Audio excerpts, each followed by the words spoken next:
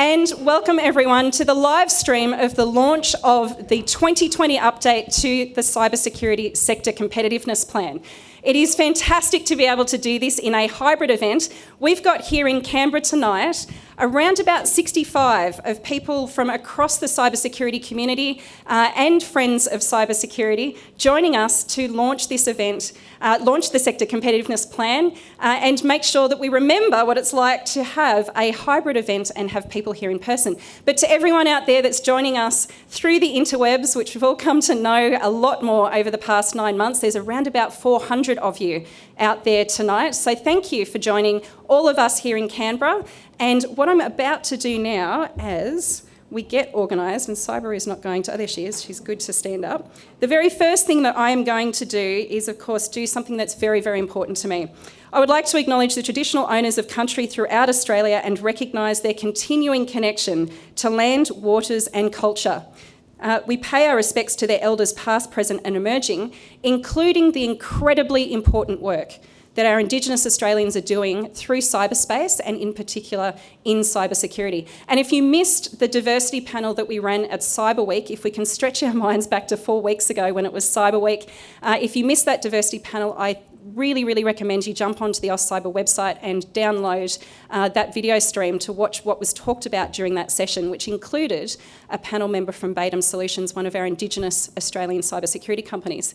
So tonight, absolutely, we are here to launch the Sector Competitiveness Plan. If you haven't seen it yet, because you weren't on News 24, or you weren't at Parliament House, or you haven't had the chance yet to really sit back and think about the fact that it's been a Monday, this is what she looks like.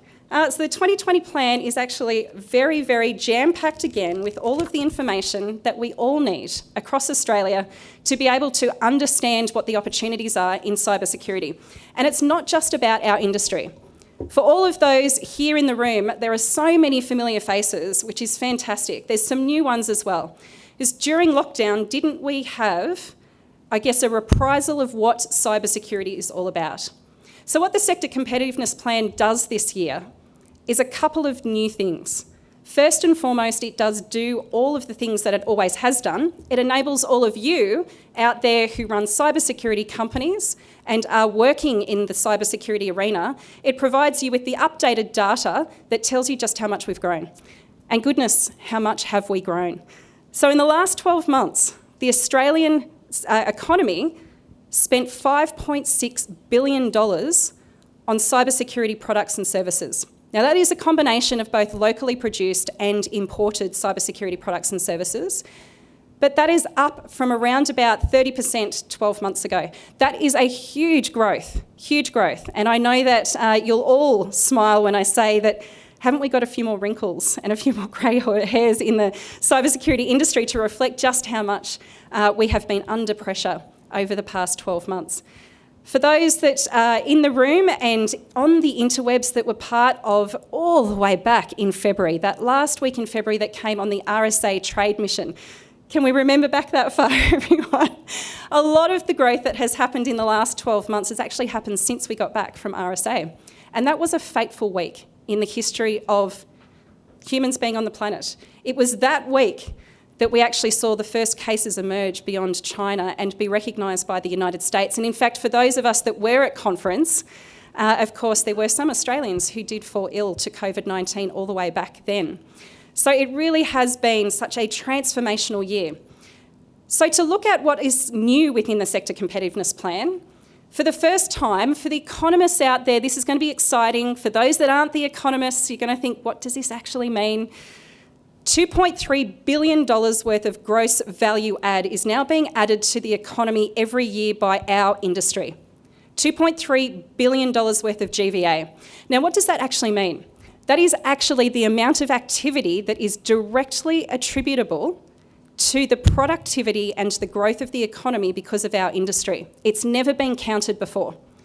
So to have that figure and be able to put that right up centre and say that on top of there being $5.6 billion a year being spent on cybersecurity in the Australian economy, $2.3 billion being added to GVA, all of that adds up to a sector that is now loud and proud in the cybersecurity space globally, as well as being an important sector for our economy.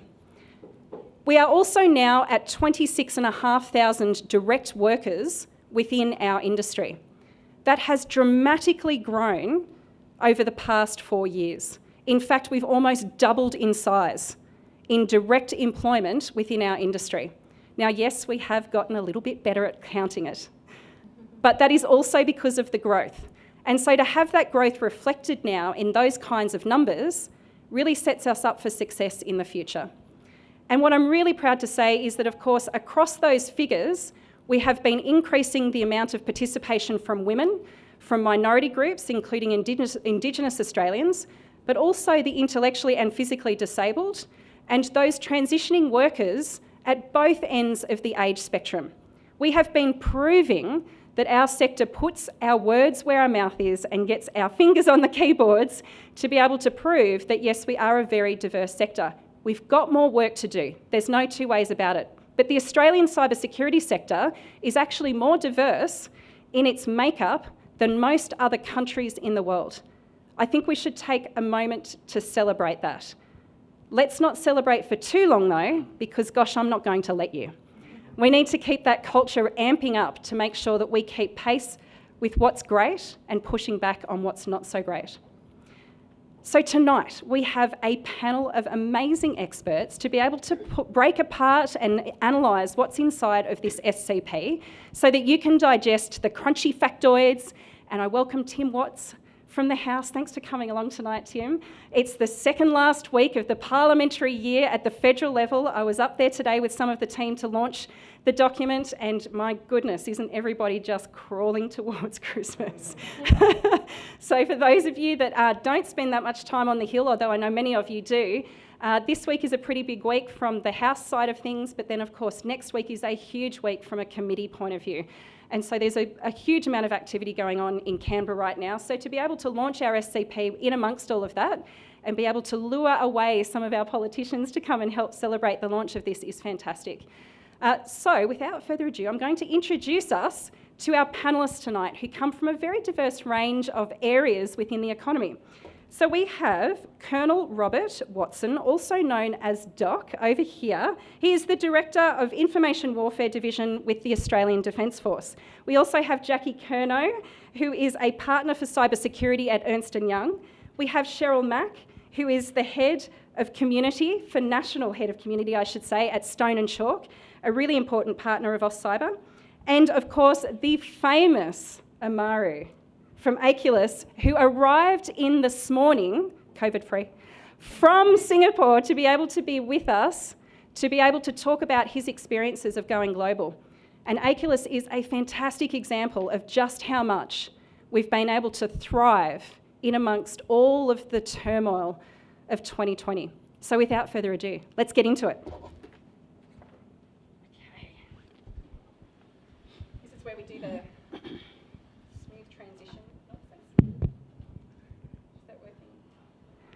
helps if you press the button. Okay, all right. So welcome everyone. Thank you so much for being with us tonight. It's okay, you can talk now. It's like, let's get a conversation. Yeah, everyone's a little bit sort of nervous because there are cameras. I'll kick off and sort of say that I did count.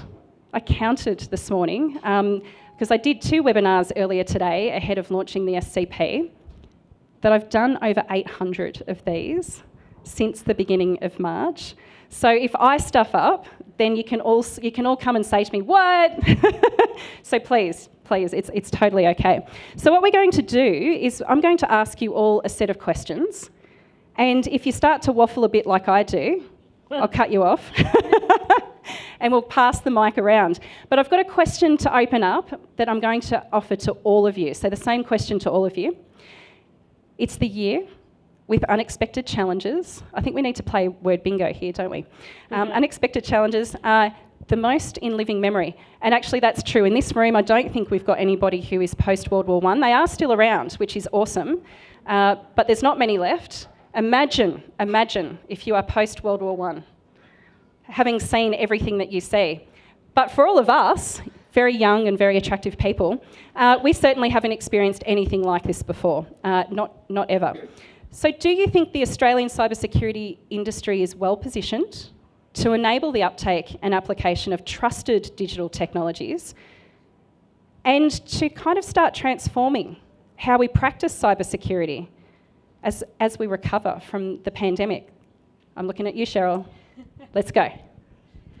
Well, I think that it's important that we are well positioned, and I think that we are absolutely on our way to becoming well positioned, but I do think that there is a lot that we still need to do. Most importantly, I think that we need to forge better connections between the large purchasers of cybersecurity services and products and our ecosystem. And probably second most importantly, I think that we need to invest a whole ton of money and resources into filling the skills gap and education in these areas, because we're not going to be able to build a critical growth industry in this sector without the skills. Could not agree more. And so I'm going to come around to you, Amaro. This is like, microphone bingo. How would you answer that question? First, can I just say I arrived from Melbourne today. From Melbourne. I'm so sorry. Did you see everyone take a step back when I said Singapore? Everyone in the room, for people out there looking at us, just us and not seeing the room, everybody literally just did what I did. I was like, how'd you get out of quarantine? Yeah, exactly. So please don't take me away to quarantine. I came from Melbourne. Look, I think in terms of the question, I think capability-wise, I think Australia is well positioned, right? But I do also think, as she was saying, that there's still a lot of work to be done. I say this because, in startups, I come across a lot of cybersecurity offerings and products and so forth, but not all of them are ready to be consumed by, small to medium as well as enterprise. So I think capability-wise, definitely, but are we ready yet to consume all of that? Not quite. Very well put. Thank you, Amaro. So I'm going to come back to you, Jackie. I'm going to go to you, Doc. Hi, Michelle. Look, there are a whole bunch of pull factors, but I think there are a lot of push factors, and I think the future is pushing us into where we'd be comfortable being in a few years' time, perhaps. That's right now. And what I mean is that adoption that you talked about in your adoption of technology for day-to-day life, which has been remarkably accelerated over the last 6 to 9 months, I think has put even my parents in a completely different place as far as tech goes. So the push factor is pushing us there, whether we like it or not. So skilling-wise, we've got a great educational baseline in this country, and the latent talent that is out there in society, indeed in our own workforce in the military, is just amazing as one example. It's about finding the leverage, and it's about getting to that point where we need to be right now. So the push factors are right now. Awesome. That's really cool. Thank you. And so, Jackie, I left you last because, being at a top 4, you have a bit of a helicopter view, much like AustCyber, but from a very different perspective. How are you seeing it? So I think it's, everyone had really good feedback and they kept stealing all my points, so thanks team for leaving me to the end. But I think in terms of what I see is that we have so many amazing, startups in the ecosystem, and I agree that we've really, had the opportunity to leverage tech into so many areas that we wouldn't have before. And at home, everybody is, who hasn't actually been on a Zoom where someone's cat or child has run into the back of the... Right, so suddenly we've got all these privacy issues that arise from that. So I think we've got this opportunity now that kind of the panic phase has passed, to look at how we industrialise the capability of, bringing some of these amazing ecosystem products into the rest of the capability and how we pull it all together. And look, I don't think we're there yet, but I absolutely think this SCP is absolutely the start of it. And I think the other thing that we need, obviously, re the skills gap, which I agree is absolutely there, is I think we need to think more diversely. So I'm not even sure that we actually even have a skills gap, or whether we have a just inability to understand that people from different backgrounds can make a contribution to cyber security now, and I think that's something we really need to get better at. And I think we probably need to look at how we make cybersecurity a bit of a sexier career for everybody. And Michelle, I think you're right there making it sexy. So thanks. Thank you. Because I certainly don't feel like I look that way right now. But we will get into the reasons why that's the case actually tonight, which is very, very exciting. The skills piece does come up a lot, obviously. No matter where we go as cyber professionals or concurrent to cyber professionals, of course, we know that everyone is a cyber, just like everybody needs a cyber. But that sort of direct kind of side of things, we know that it's a big issue. We're going to come back to that today. But just for the audience out in interwebs, it's really one of the kind of crunchy factoids that we can't kind of get crunchy enough, I think, is in 2017 when AustCyber first started, we estimated that there was around about 65 to 80 sovereign Australian cybersecurity companies providing products and services, and most of that was services. Not very many of them were products. Fast forward to now, and those that AustCyber is looking after, it's now at over 350. In fact, it's 358 that we are looking after, just in less than 4 years, right? And those are sovereign companies, and Amari's company, Aculus, is one of those 358. There's probably around about 150 more that we haven't come across yet. Australians are good at hiding. We know that, right? We're good at hiding because we kind of don't stand up and say, hey, as much as I think that the pandemic has helped with that in many ways, but we're still coming across companies that we haven't encountered yet before, and that's what the node's job is to do, is go and sort of, seek and hug. It's certainly not destroy, it's seek and hug. So we know that there's lots out there. But not all of them, of course, are going to be high performing. That's okay in the sense that we need to have a pipeline of companies. And so the SCP talks a lot about that. So I wanted to go to that a little bit now and talk a bit about how we need to embed trust in the economy and how we can leverage cybersecurity as a means to do that. So Jackie, obviously we are in a highly interconnected situation now. We've always actually been that way, but it's just been varying forms of that. We've now woken up. It's like, oh, hello, we're interconnected. So from your perspective, how does trust in the digital sphere influence the business decisions that are happening right now in the economy? I just don't even know that I can answer that. It's probably easier to answer how does it not influence in the digital economy, because really I think digital trust, obviously the interconnectedness of everything is, I actually, sometimes when I talk about this interconnectedness, I wonder if I just walked off Woodstock or am I a cybersecurity professional? But really, we're really starting to see how connected everything is and can be, and I think the art of the possible is what COVID has shown us. And the other thing, which is one of my pet projects that I like to talk about, is how we always try and take the people out of cyber and just make it about the tech. And what COVID showed us is that suddenly you're in people's lounge rooms, and so you can't take the people out. So it's really important, and we were talking about this earlier, Doc, about how we, actually make sure that there's a level of capability across the country. Everybody, everybody's older parents need to be able to understand it and be conscious of scams and have the support to do that. And I think the other thing that we've seen is how quickly how connected the ecosystem is in terms of, the whole business of ordering things online and having them shipped, etc. And it is Cyber Monday, so, those of you who've already done your shopping, you'd understand. But, as soon as we have a cyber attack on, for example, a logistics company, that significantly impacts a whole lot of different industries, right? So it's really important that we understand that digital trust is not only an imperative to actually getting business done, but, it's a huge brand issue. And if you're not interconnected as part of with your clients, with your third-party ecosystem, and with all the things you need to make your business run, you've got a big problem. And, I think what we're going to see in digital trust is that the people who can and the companies who can really build brand and around digital trust are going to be the companies that survive and prosper. And this is the plug for the AustCyber Digital Trust 2020 report, that if you haven't read that yet, you absolutely should. I was on a CEDA webinar this morning doing a live stream around this very issue of digital trust and the role that trust has in public interest technology. And of course, again, for the cyber industry, we know that everything that we are doing is about the mission, and the mission ultimately has impact on public interest. And so that really encapsulates that kind of sense of trust. And CEDA put out a report last year around what business thinks trust is now.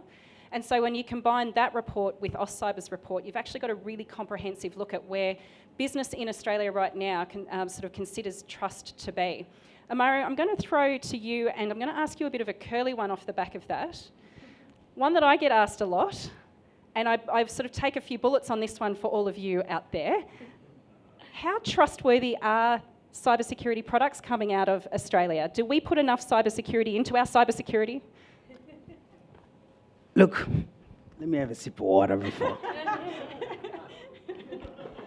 But look, I think any cybersecurity product out there has to encapsulate trust, because without trust, the product's not going to get bought.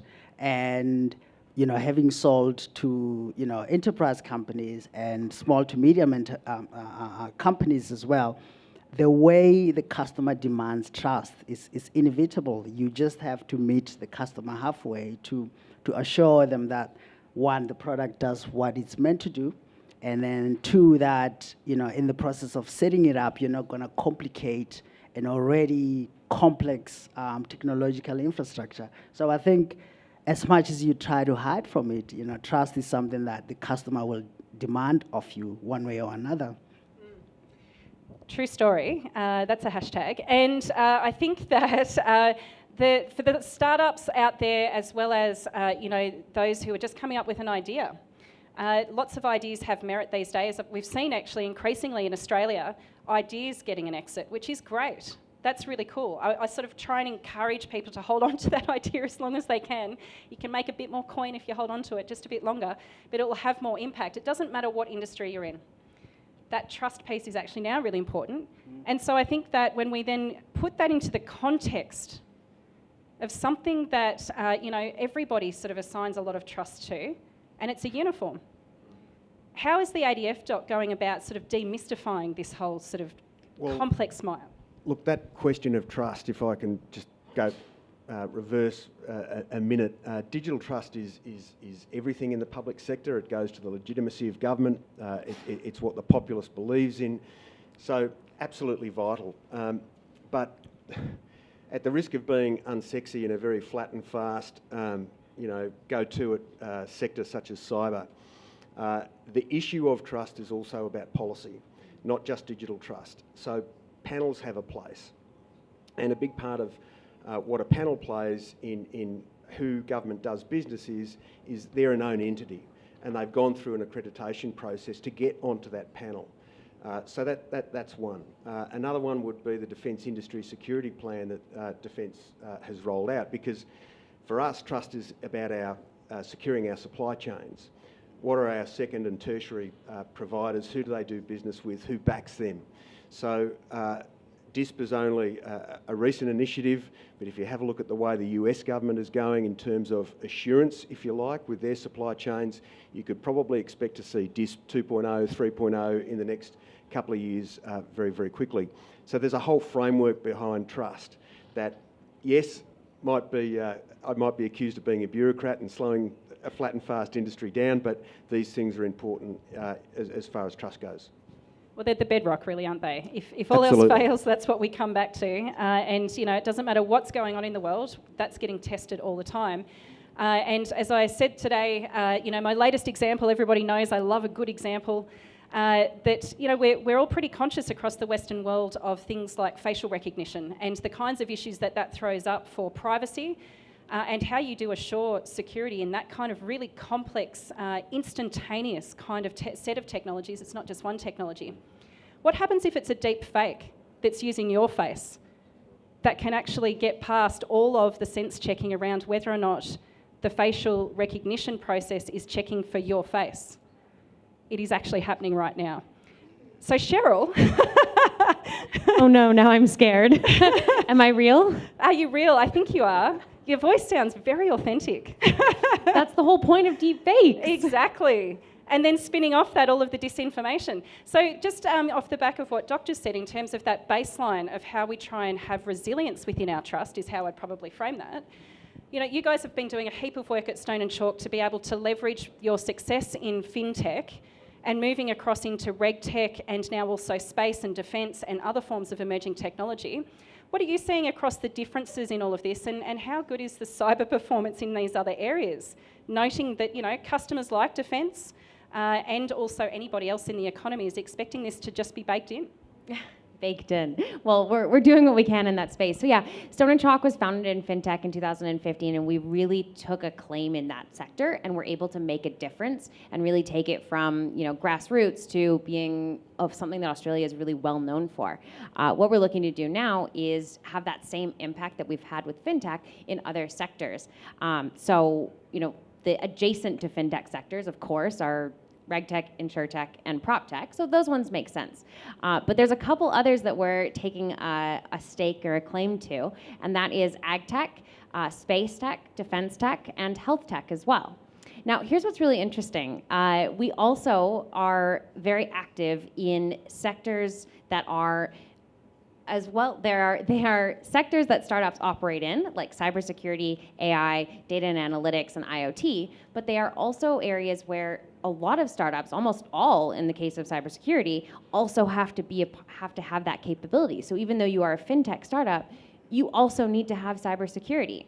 And so those are the interesting ones, I think, that we can have a huge impact in, because not only do we support cybersecurity startups who are offering cyber products, we also support the startups that we have across our entire portfolio in an area like cybersecurity. So this is actually the secret, and I'm not going to put the extra word on there because we're not American, but and Cheryl's Canadian too, by the way. And Australian. And Australian, that's true. And that we've been talking for years now at AustCyber, and even before AustCyber started, that what we really need to achieve is an understanding that you really can't do business, whether that be running a business or actually doing the business of having your life, if you don't have cybersecurity and privacy as part of that. So that horizontal nature that cybersecurity is, it's so awesome to be able to be in 2020, in all of the stuff that has happened this year, to have people starting to actually recognise that and having the language said back to us of that kind of nature. So that's fantastic to have that proof point. So I'm going to stick with you for a moment, Cheryl, because it's sort of a great sort of segue off into the other side of what you guys do, which is provide a great service to be able to connect cybersecurity and other types of startups and scale-ups to investors. And so tell us a little bit about how you do that, because this capital issue, it's a big one in Australia. It is. It's a huge one. We need more money. We need more startups getting funded. But what's interesting is that although Australia performs less well compared to its overseas peers in terms of getting funding, cybersecurity startups perform even less well compared to their Australian counterparts, who are then compared to their overseas counterparts. So we need a lot more support in this space. So cybersecurity is an interesting one that it is becoming sexy, but it's also scary. And so for investors, we are seeing that there is a lot more interest in the space. And I think that there's a lot more interest because we're seeing more threats. So that is an area where we've seen investors come to us and say, hey, we're looking for cybersecurity startups. This isn't a completely new thing. Blackbird's Nikki Savak actually put out there publicly that they were looking for more cybersecurity startups 2 years ago. However, you look at their portfolio, they still only have 2. And so I'm hoping we can change that together. But I do think that we need more in terms of education, in terms of confidence. We need more runs on the board, and we do have some. We've got Casada, Secure Core Warrior, which is great, and so I think that is creating more of an attraction in this space. But we absolutely need more in terms of confidence to be able to invest in cybersecurity startups, and VCs tend to invest. Not a blanket statement, but tend to invest in the areas where their partners have expertise. And so if we don't have enough expertise, then we get less investment in cybersecurity. True story. And Aculus has taken on capital, Amari. Tell us a little bit about that journey from, I guess, outside of the country. That's right. So we started around the same time as AustCyber, 2017, right? And then for 2 years, we're focusing on product development, securing 1 or 2 anchor customers, and then the next step was capital. And so when we had those reference customers at a proof of concept stage, right, POC customers, we started looking in Australia, and then we had the opportunity to be in Singapore. AustCyber was a contributor to that. So we spent 3 months in Singapore. And then later on, I went to Singapore for another 3 months. So Solo, our CEO, was in Singapore previously. And then in Singapore, the interesting part is talking to VCs in Australia, talking to VCs in Singapore, and then I also had the opportunity to go fundraising in the UK, in London, right? Very different outlooks on cybersecurity. You spoke about education, right? Subject matter expertise in-house. I think that's a big factor for VCs because I'm really, really sure that they don't invest in stuff they don't quite understand. So, but also for me as a founder, I guess, looking back, it was my job to educate some of the investors that I spoke with, but because you're focusing on fundraising, you tend to push the money side more than the education side. But anyway, long story short, we were in Singapore. We did happen to meet a VC who was active in the API security space, active in the financial services sector space, and so they really got our product. They understood where we're headed, and we're able to raise close to $1 million Australian dollars. But also, what's really interesting about our journey in Singapore is the government has this initiative called the FSTI, Financial Sector Technology Innovation.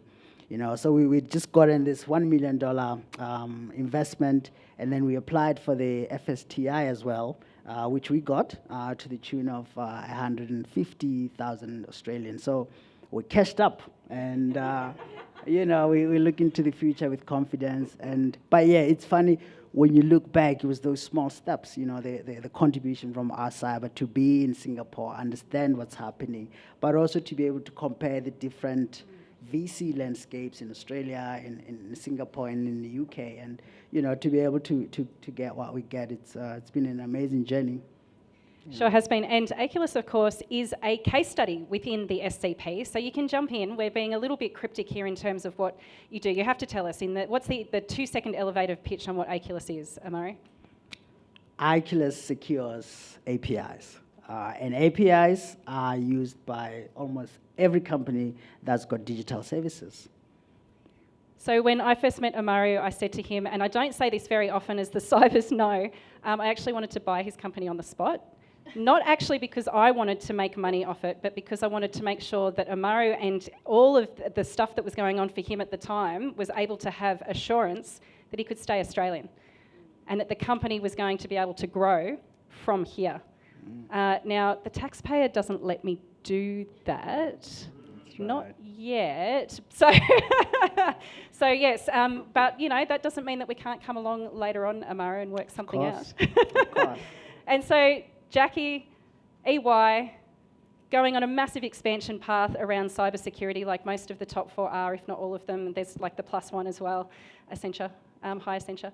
And you guys have actually been acquiring companies left, right and centre over the past couple of years. What are you seeing in that kind of landscape as well? Because that's obviously a different path that companies can take. Absolutely, in terms of like joining one of us. So it's interesting. We also have an incubation program called EY Foundry. And we actually have a really great program that you're aware of, I think, Michelle, called EY Ripples, where we're able to offer EY services pro bono to companies who are doing important things or good work. So that's super cool, and I use that all the time. And in fact, I wonder if I'm going to get like told off at some point, like if you use Ripples too much, like stop creating projects. We actually have to get paid occasionally, but it's a super cool ability that we have, and also to incubate some startups in that space. But we do take more scale-ups often are what we buy, but certainly for very specific things. And I've been sitting next to Amaru, just sort of hanging out. We'll talk later, because certainly there's some awesome applications that are clearly really aligned to the type of work we do for financial services. And certainly with the advent of open banking, it's and CDR, which we haven't even gone into, it's kind of open stations really on a lot of this technology. So, I think it's a very good position to be in. Amaru's sitting next to me. Thanks. Specifically sitting next to you, Jackie.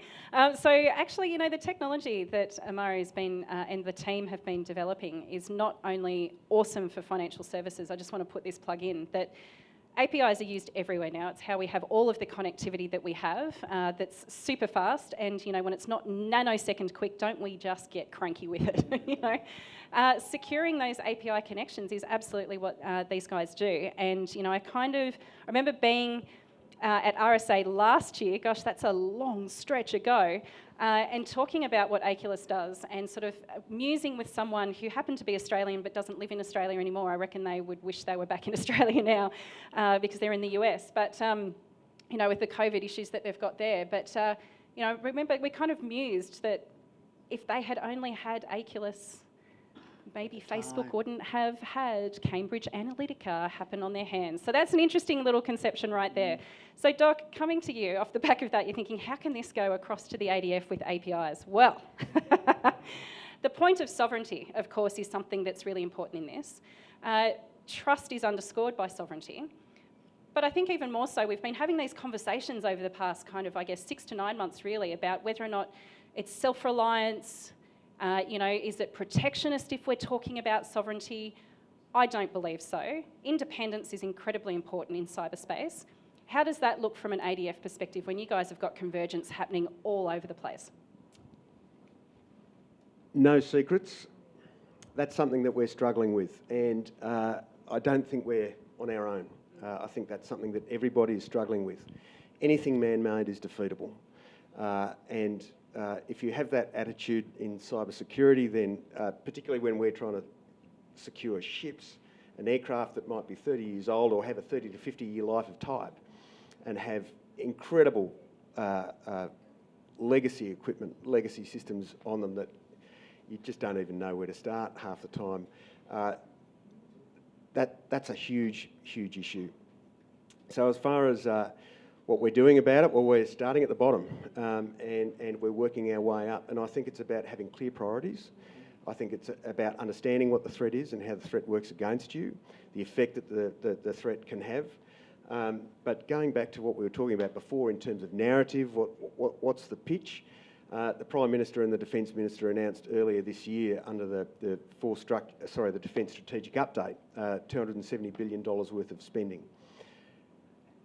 Our narrative in cyber and the ADF is that $270 billion worth of spending is irrelevant if you don't get cyber right, because if you don't get cyber right, you may as well not spend the money. Hear, hear. So that's our narrative, and that's where we're going. But we have to back that up with a pretty robust threat assessment and then prioritisation of what's important to us. It's about understanding where your critical vulnerabilities are and what is targetable in terms of those critical vulnerabilities. And it's constantly moving, isn't it? I mean, when I cast my mind back, even further than last year's RSA, when I first arrived in government, a lot of people don't know actually that I had a life before government. 15 years in industry before I went to government. When I first got to government, I remember having a conversation, and some of you have heard this story before, but I remember having a conversation with somebody in an intelligence agency, and no, it wasn't ASD, it was one of the other ones, talking about the intersection of physical threats and digital, what we now say digital, but I was saying cyber threats at the time.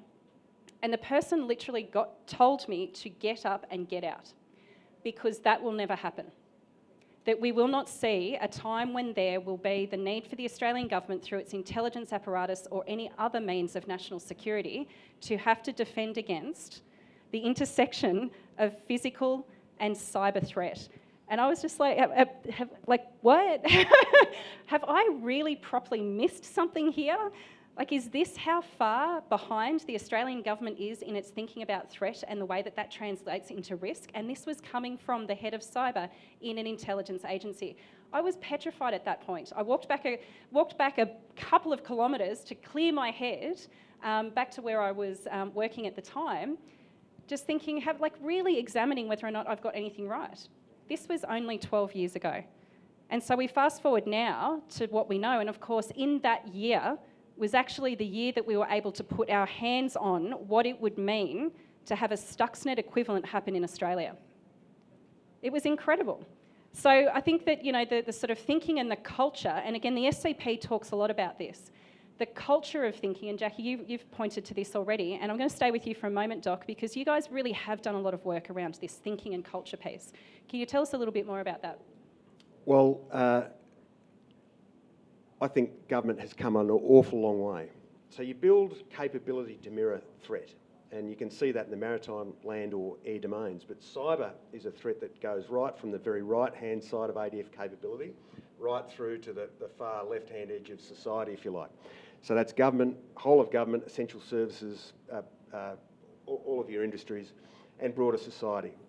That's what we're up against, and that, I agree, is stressing a lot of people's thinking about how we go about dealing with this.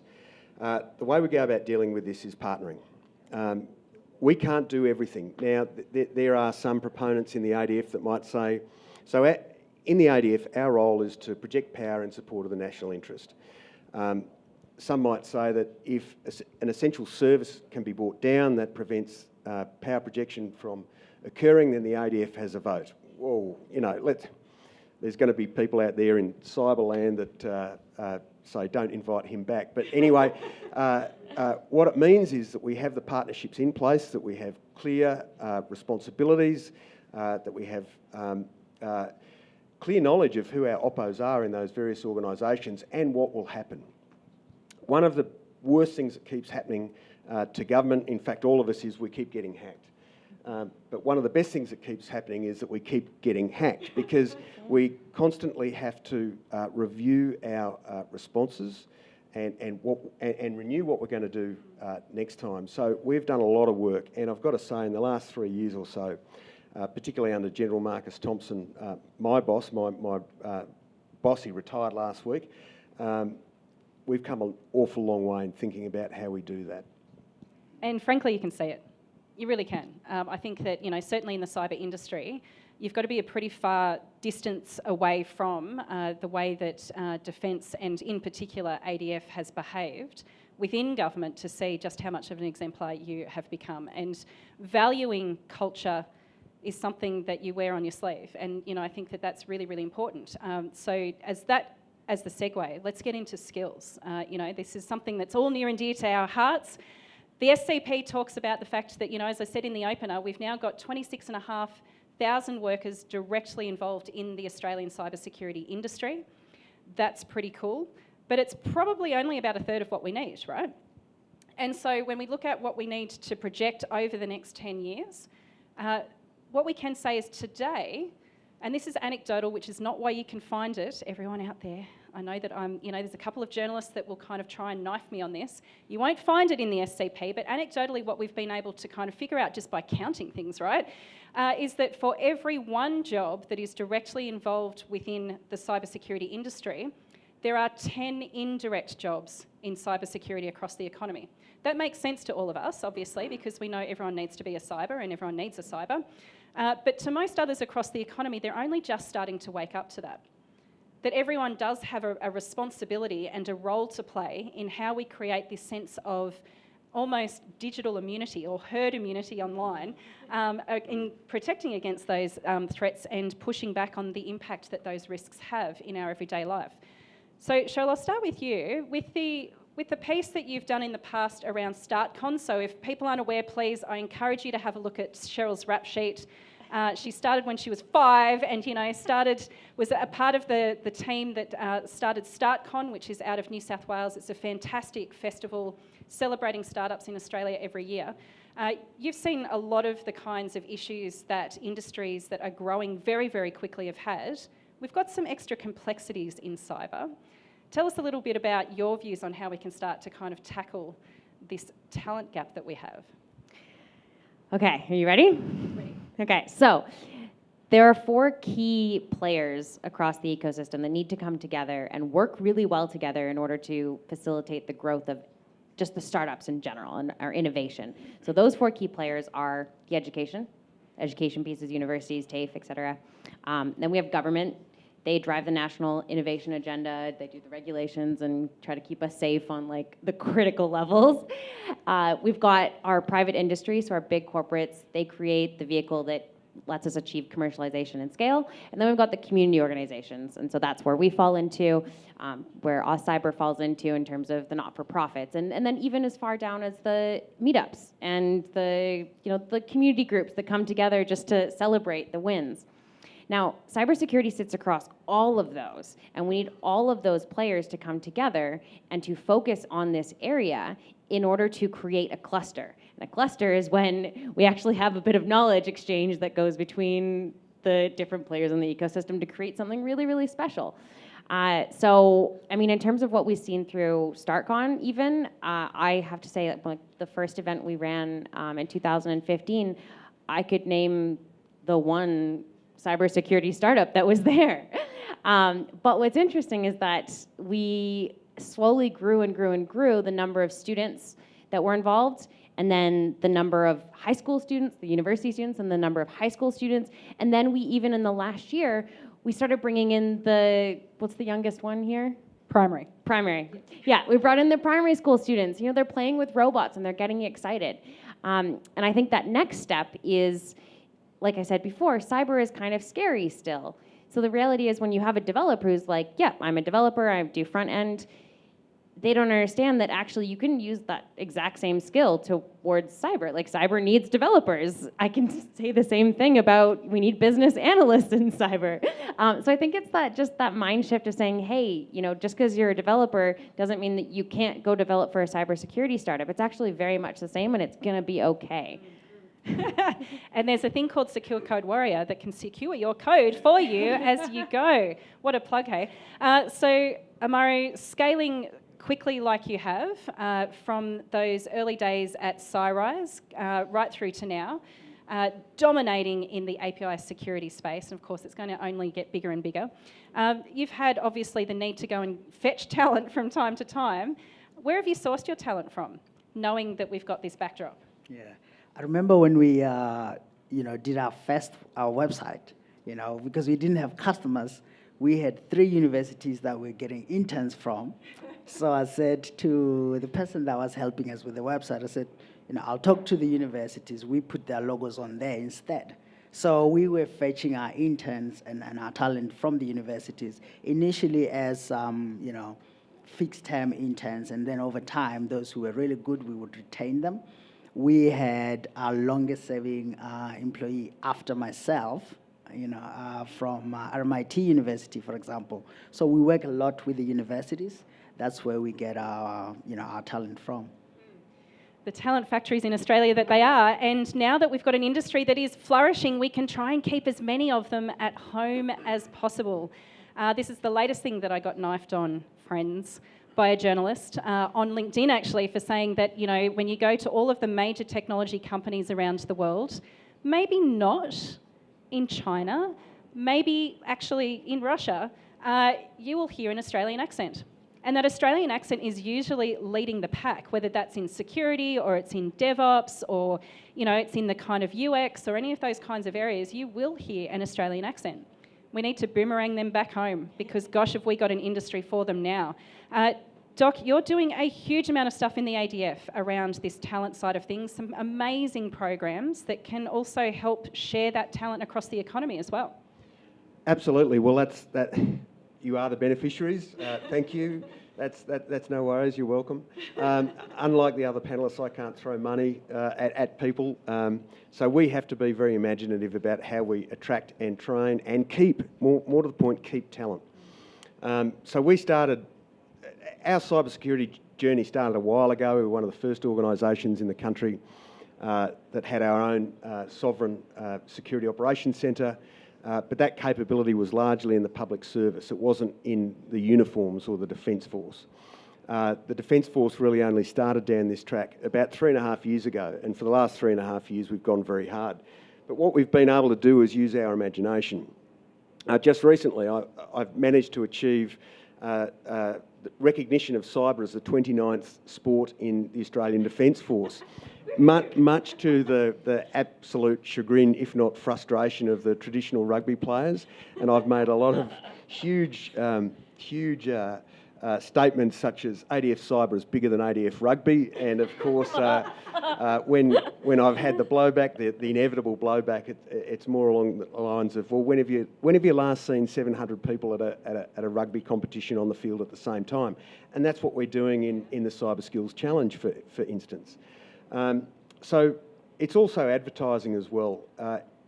it's lifestyle that appeals to people, but it's also the mission that I can offer that no other industry, quite frankly, in the private sector can.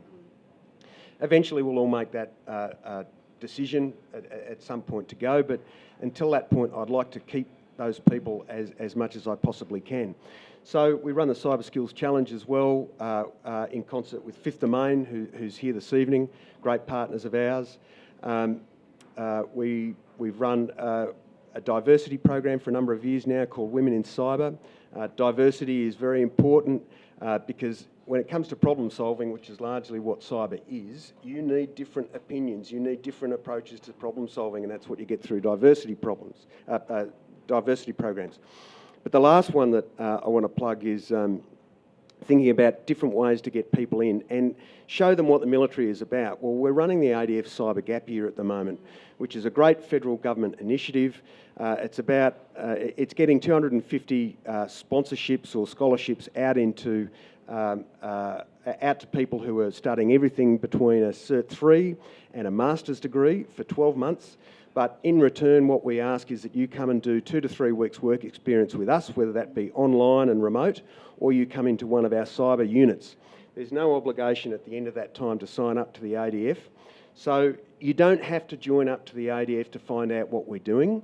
You can go into the ADF Cyber Gap Year program if you're wavering a little bit and see what it is that we do. And I'm just going to finish by saying that there's a whole lot of kids out there that are really wondering what on earth to do with their lives at the moment at the end of 2020. I was discussing this with somebody the other day, a journo, in fact, who asked me the question. I joined up in 1991 in the recession that we had to have. I'm 30 years into a 4-year plan. Now, I know kids at home looking at me will think that you look like my dad. The last thing I'm going to do is do what you do, but it's not a bad life, and join the ADF for a little while, start a career in cyber, and then go and work for one of the cybers, perhaps. What a great start to a career. Absolutely. I'm just kind of thinking, where's the boss? Can I go do that for 3 months? I want to go do that. Are you saying you're going to send them our way? Eventually. Okay, Eventually, deal. when they take their piece. But I think that that's actually something that, the former Secretary of Prime Minister and Cabinet was really, really keen to do. So Martin Parkinson, I'm a massive fan. He was actually really trying to get that kind of exchange of talent happening between government and the private sector. It's hard to do for cyber in some parts of government because of the classified nature of some of the areas. But ADF is showing that it can be done. And so I think that, for all of the mums and dads out there, the mums and dads that aren't yet mums and dads, those who aren't going to be mums and dads but are quasi-mums and dads through their nieces and nephews and what have you, let them know about this. This is an incredible opportunity for them to get a taste for it. But what I'll also do just here is plug the high school program that AustCyber was part of starting with the Australian Computing Academy, our top 4 banks and BT. Which is a complementary program to everything that's just been discussed in schools right now. Through the digital technologies curriculum, students can access challenges that help prepare them for the kinds of challenges that DOC and others are putting forward as part of workforce transition, but also to be able to get entry-level jobs into the economy. We are now really close to having 100,000 students since 2018 go through those challenges and are hungry for more. That's just from year 9 upwards, and that's now being offered from year 5 upwards. Watch out, world. We've gotten our game on. So let's make sure we sustain those programs, not cut them off at the knees like we have a tendency to in Australia because we ticked a box. Let's make sure we scale those programs because that is the talent pipeline. So talking about pipeline, Jackie, I'm going to ask you the last question before we then have the overarching last question to the whole panel. Diversity is something that is near and dear to your heart as much as it is to mine. It's not just about women in cyber, but it is. Where are things up to from your perspective in where we're at around, we've got some good stats in the SCP that's showing that we are doing better on diversity in our industry. But when we look at that horizontal nature that cybersecurity has, don't we need to be an exemplar for the rest of the economy? Oh, we could talk about this all night, Michelle. I But feel I'll try like we and might. restrain myself, and we might still get onto it later, especially after a drink. But certainly, I think this idea that we can have a flourishing industry that only takes one section of the community and has their thoughts and knowledge is just, it's really actually just not a great strategy. So, if that's the strategy, we need to come up with a new strategy. And I think there's a lot that we need to do around culture and how we market ourselves and how, we are exemplary in the industry in terms of how we treat women and how we make women and other diversity groups role models and visible. And certainly, I think it's really interesting that, not many young girls think, oh, I'm going to have a career in cybersecurity, arguably my daughter, or be the next Taylor Swift, she's not quite sure yet. But I'm hoping on the former, I'm not sure. But I think we need to think about, how we impact, role models and visibility and how we make it really interesting and sexy, because it's really important that we get everybody's viewpoint and everyone on the problem. Absolutely, and I've already plugged it once, but I'm going to plug it again. If you missed the diversity discussion that happened during Cyber Week, I really recommend you jump on and download it and give it a watch. It's a 1 hour of your life that you will absolutely be grateful for. There's so many issues that we unpacked and touched on in that session that's really important on how we take our industry forward. We've grown rapidly over the past 4 years. We've got to survive, but also thrive over the next, 40 generations. Like, we ain't going anywhere. Right now is how we shape the rest of what happens in the culture of our industry. We really are at that inflection point because we've had the tipping point of the number of sovereign companies. We've had the tipping point of the number of large organisations having interest. We've had a tipping point in government understanding that it needs to be a strategic priority. And we've had a tipping point in terms of the community in all of its forms of what that means, understand that cybersecurity is important to their day-to-day lives, whether that's in business or it's in how we just live our lives. So I think that, we can be an exemplar. We really can be. And I think we need to be. And so on that note, I'm going to open up the checkbook. This checkbook is not actually going to have dollars attached to it. For the time being. For the time being. So AustCyber is working on something very, very special. The SCP is something that is very near and dear to the AustCyber team, and of course the AustCyber team knows that it's the one thing that I get in there with the red pen and I'm in there with the green pen and all of the different colours of pens to make sure that it really does put Australia up in lights around the world. It is so full of data that it continues to be globally unique in what it offers the economy globally on what it takes to do cybersecurity well from an economic standpoint.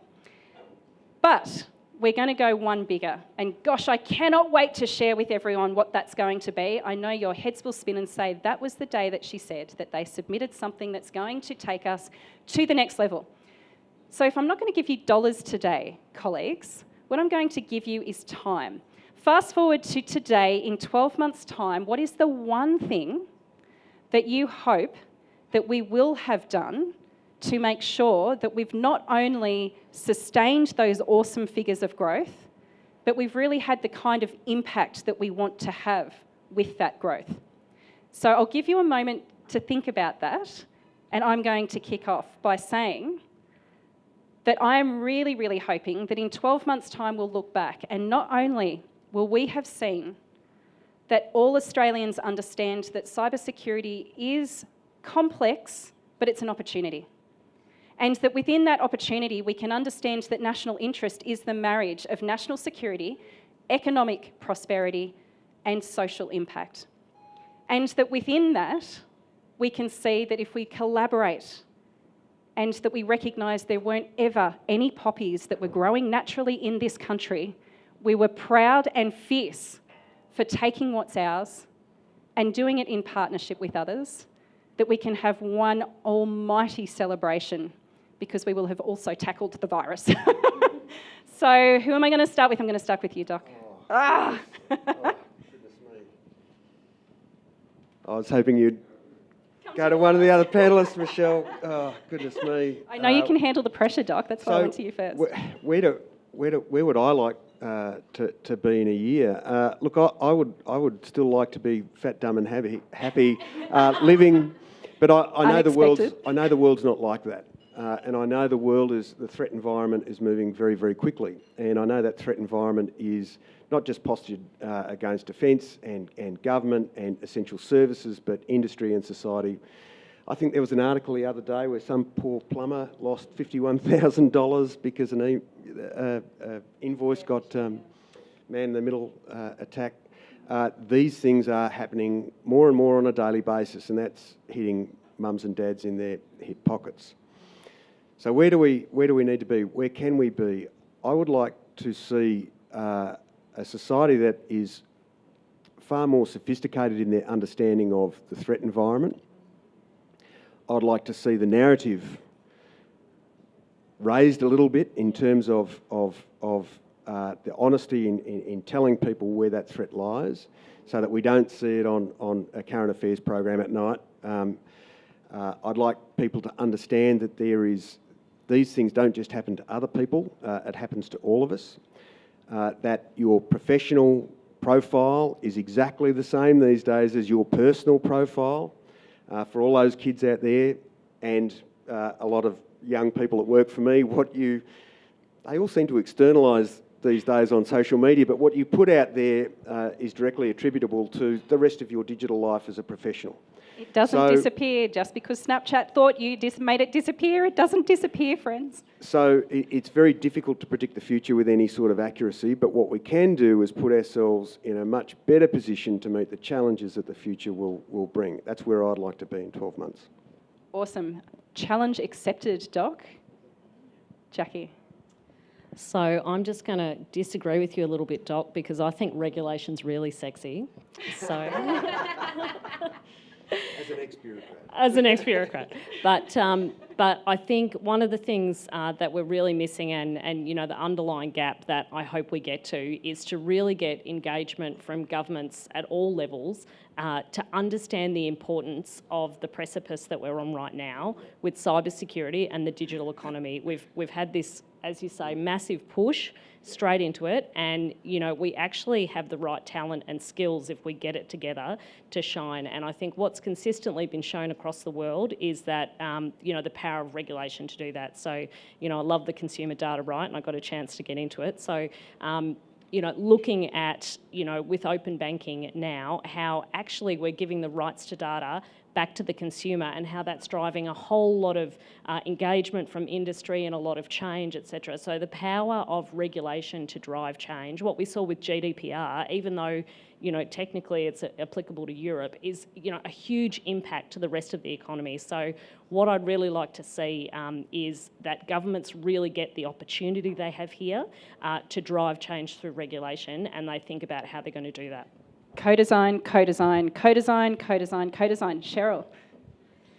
So I'm going to come at this from the investment perspective because that's my world.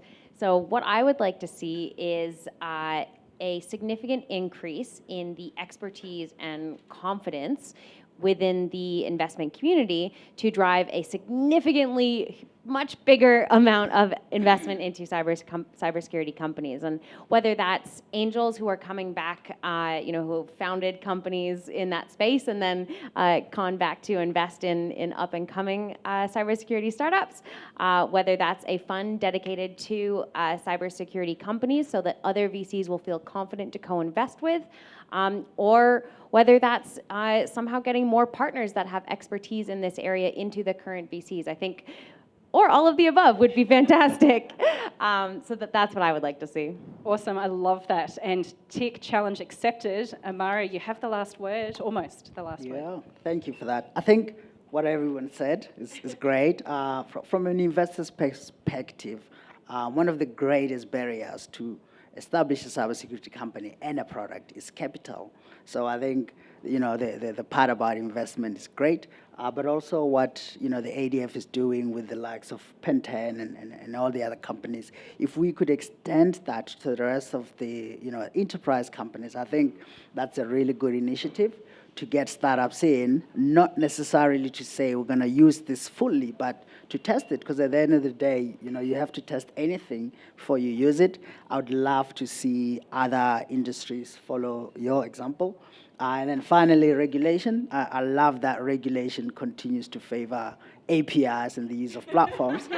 so I hope we get more regulation that encourages the use of digital platforms and APIs. And then to what you're doing, right, with ecosystem development, introducing cybersecurity to school students, high school students, and also interfacing with startups and everybody else to say, hey, this is an ecosystem, let's all contribute and make the country better. I think that's what I'd love to see in 12 months. And hopefully we get a much better, SCP. That's right. Wow, that's a big challenge, actually. Yeah, wow. So challenge accepted, friends. Let's reconvene in 12 months' time and see what the rap sheet is. I'll take all of that on, and you can mark me against all of that. I'm pretty confident we can get at least 80% of the way there. You all heard it today, right? Right here, 30th of November, all on me. Eek. Let's see how I go. So that's a wrap on our panel. Thank you so much to the 4 of you for joining us. And I know that actually for 3 of the 4 of you, you've travelled to be here. And you kind of travelled, Doc, kind of. But thank you so much for lending your views on everything. And to everyone out there who joined us and everyone in the room who's here to be part with us, the 2020 update to the Sector Competitiveness Plan for Cybersecurity, it must be your business Bible on how to do a cyber. There will be a pop quiz. I'll come after you if you don't know all of the stats. If a politician casually walks past you, has a couple of journos walking after them, you need to know this stuff. So farewell, be safe, and thanks for joining us. Thank you.